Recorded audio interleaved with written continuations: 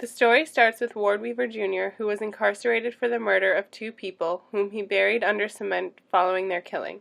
He grew up in an abusive environment in which his father was physically abusive toward him and sexually abusive toward his sister. His mother was more physical. She would bite him until he bled and slept with him in the same bed until he was 18 years old. The story continues to the next generation of Weavers with Ward Weaver III. He was incarcerated for the kidnapping and killing of two young girls whom he kidnapped on their walks to the bus stop. The girls were around 12 to 13 years old. Ward Weaver III's stepson, Francis Weaver, would go on to be the third generation of incarcerated Weavers when he was given a life sentence for the murder of a drug dealer in Canby, Oregon. The story of the lives and subsequent incarcerations of three generations of men in the Weaver family can provide criminologists with an immense amount of insight into the causes of crime. The first theory to explain these crimes would be a theory of social learning. The theory of differential association, developed by Sutherland, states that through interactions with others, people learn values, attitudes, techniques, and motives for criminal behavior. This can be used to explain the Weavers' crimes because it is very possible that each kid learned their criminal behavior from their parents, who were criminals and often engaged in violent, deviant behavior.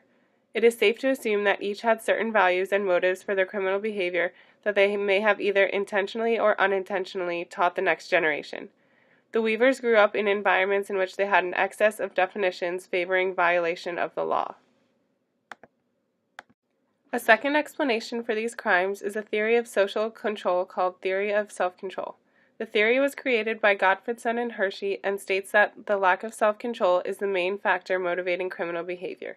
The theory maintains that people who were badly parented before the age of 10 are less likely to develop a good sense of self-control than those who were raised with better parenting.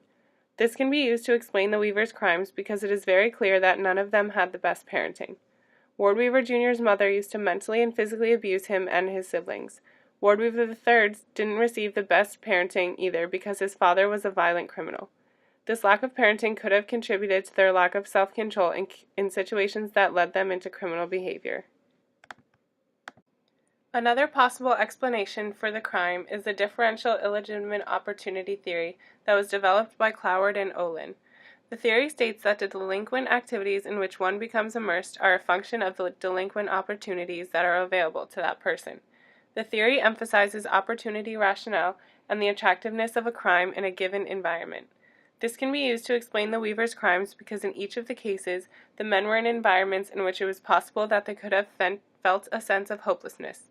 They could have just accepted the idea that it was their fate to live a criminal, deviant lifestyle because it was all that they had surrounded themselves with.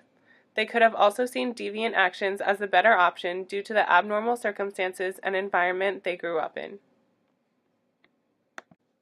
A final theory to possibly explain the Weavers' crimes is a symbolic interactionism theory created by Cooley and Med, which states that people develop their sense of self-concept, values, and attitudes through interactions with others.